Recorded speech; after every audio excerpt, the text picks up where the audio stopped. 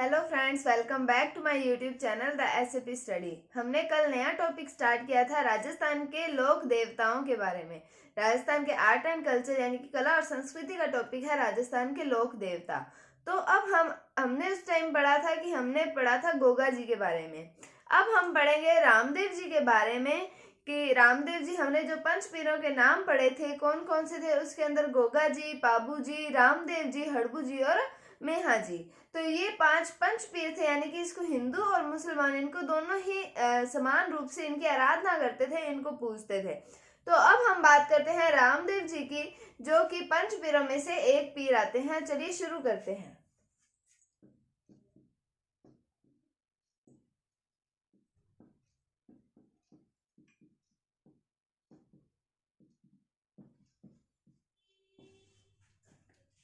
तो हम बात करते हैं किनकी? रामदेव जी की।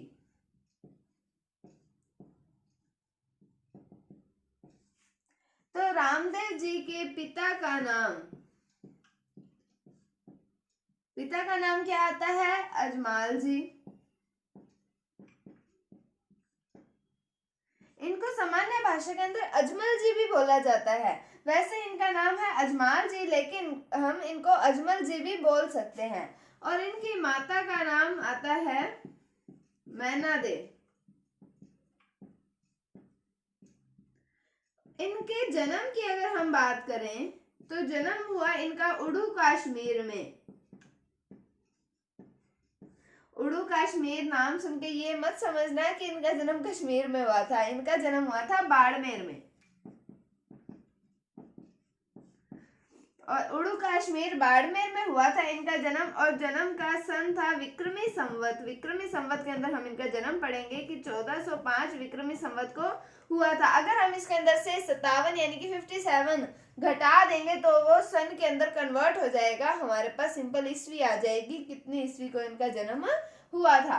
और अगर हम किसी सन के अंदर 57 जोड़ देते हैं, 57 जोड़ देते हैं, तो हमें विक्रमी संवत प्राप्त हो जाता है।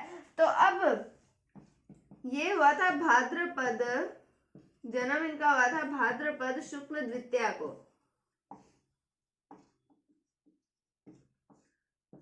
भाद्रपद शुक्ल द्वितीया को इनका जन्म हुआ था उड़ू कश्मीर बाड़मेर में विक्रमी संवत 1405 के अंदर। फिर हम बात करते हैं इनके गुरु का नाम। तो गुरु का नाम आता है बालीनाथ जी। और इनके सहयोगी आते हैं एक, यानी कि हम इनके मित्र ही कह सकते हैं एक तरीके से, इनके सहयोगी जिनका नाम आता है हरजी भाटी। तो हमने अभी तक क्या पढ़ा? बाबा रामदेव जी, नाम तो आपने सुना ही होगा, रुणेचा वाले। तो फिर पिता का नाम हमने पढ़ा अजमल जी और माता का नाम मैना दे। जन्म हुआ उड़ू कश्मीर बाड़मेर में विक्रमी संवत 1405 और भाद्रपद शुक्ल द्वितीया को इनका जन्म हुआ था। फिर गुरु का नाम हमने पढ़ा क्या है? बालीनाथ जी। और इनके सहयोगी आते हैं हरजी भाटी। अब हम आगे बात करते हैं कि इनकी एक धर्म बहन थी। धर्म बहन यानी कि मुंह बोली बहन हम जिन्हें कह सकते हैं, वो थी डाली बाई। और ये इनकी जात की नहीं थी, मेघवाल जात की थी। तो हम बात करते हैं इनकी धर्म बहन की। नाम क्या आता है? डाली बाई।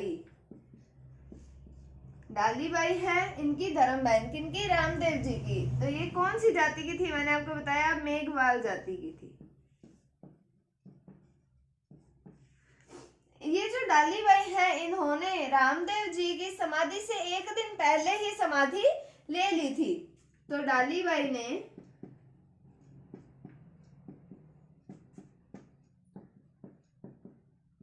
रामदेव जी से एक दिन पूर्व समाधि ली। तो रामदेव जी से एक दिन पूर्व डाली बाई, उनकी धर्म बहन जो थी, उन्होंने समाधि ले ली थी। अब हम बात करें कि जो रामदेव जी हैं, उन्होंने रुणेचा गांव को बसाया था और यहाँ पर एक तालाब का निर्माण करवाया था जिसका नाम आता है राम सरोवर तालाब। तो हम बात करते हैं रामदेव जी ने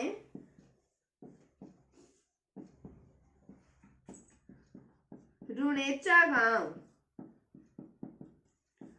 बसाया तथा यहाँ पर राम सरोवर तालाब का निर्माण भी करवाया।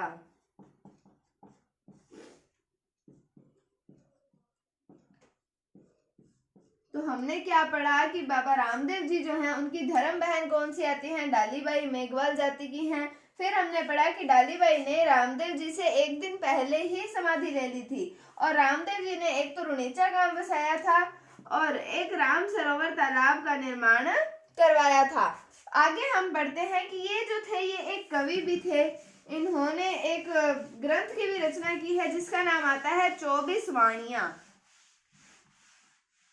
फिर हम पढ़ेंगे कि इन्होंने कामड़िया पंथ की भी स्थापना की थी। हम इनके मेले के बारे में पढ़ते हैं। तो देखते हैं हम, मैंने आपको बताया कि रामदेव जी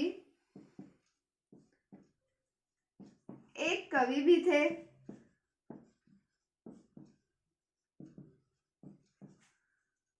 फिर हम बात करें कि इन्होंने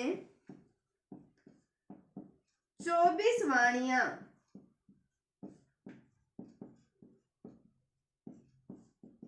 24 वाणियां नामक जो है वो ग्रंथ लिखा था, नामक ग्रंथ की रचना की।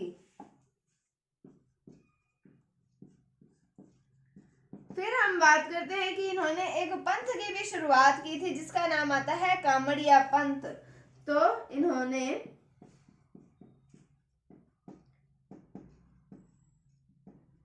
कामड़िया पंथ की शुरुआत की।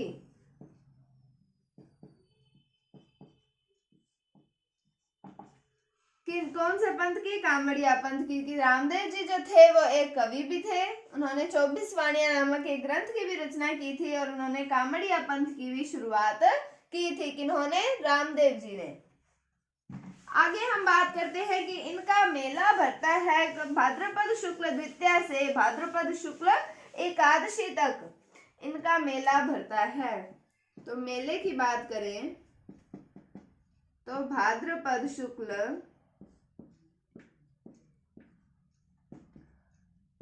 द्वितीया से एकादशी तक। क्योंकि भाद्रपद शुक्ल द्वितीया को हमने पढ़ा कि इनका जन्म हुआ था और हम पढ़ेंगे आगे इन्होंने समाधि ली थी भाद्रपद शुक्ल एकादशी को।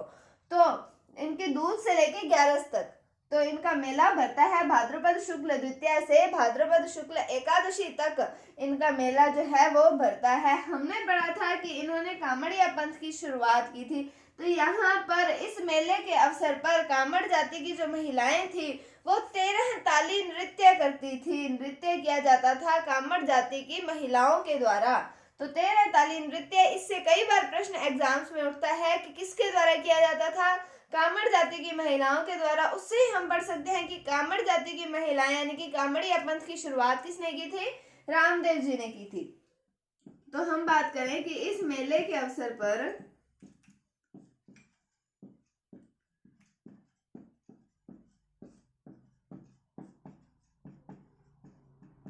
कामड़ जाति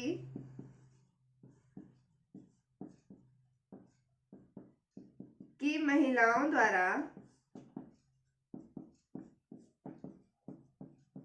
13 ताली नृत्य, इस नृत्य का नाम याद रखना आप लोग कि कौन सा नृत्य किया जाता था? 13 ताली नृत्य किया जाता था। किनके द्वारा किया जाता था? कामड़ जाति की महिलाओं के द्वारा। कब किया जाता था? भाद्रपद शुक्ल द्वितीया से भाद्रपद शुक्ल एकादशी तक, यानी कि जब इनका मेला भरता था तब कामड़ जाति की महिलाओं के द्वारा 13 ताली नृत्य किया जाता था। उसके बाद में हम बात करें कि इनकी जो ध्वजा थी वो 5 रंगों की ध्वजा थी जिसे कहा जाता था नेजा।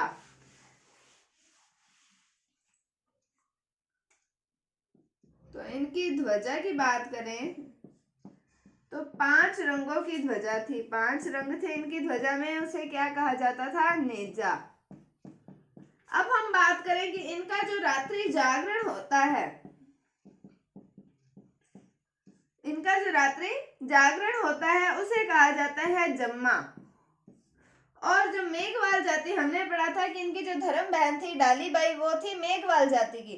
तो मेघवाल जाति के लोग जो होते हैं, इनके अनुयायी जो होते हैं, उनको कहा जाता है रिखिया। तो मेघवाल जाति के अनुयायी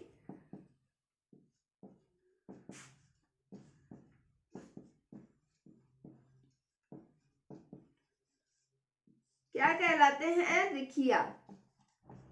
अब हम बात करें कि रामदेव जी जो हैं, लोक देवता हमारे रामदेव जी जो हैं, इनके पगलिए पूजे जाते हैं, यानी कि इनके पद चिन्ह हैं, पैरों के जो इनके चिन्ह हैं, छाप हैं, वो पूजे जाते हैं। तो हम बात करते हैं कि इनके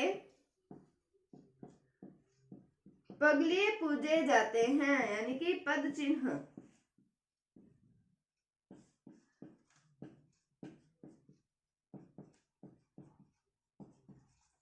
तो हमने क्या पढ़ा कि इनकी ध्वजा कौन सी है? 5 रंगों की ध्वजा है, क्या कहा जाता है? नेजा कहा जाता है। इनके रात्रि जागरण को क्या कहा जाता है? जम्मा। और फिर मेघवाल जाति के अनुयायी जो इनको मानते हैं उनको क्या कहा जाता है? रिखिया। और जो इनके पगली है यानी कि पद चिन्ह जो है वो पूजे जाते हैं।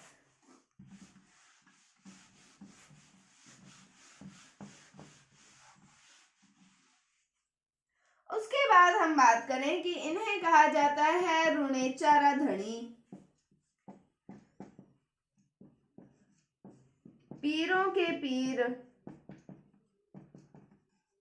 और सांप्रदायिक सौहार्द के लोक देवता। सांप्रदायिक सौहार्द के लोक देवता के रूप में पूजा जाता है।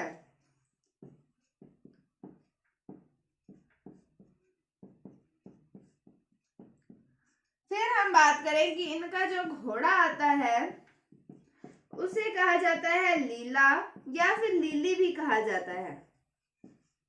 उसके बाद हम अगर बात करें इनकी समाधि की, तो इनकी समाधि थी भाद्रपद शुक्ल एकादशी को।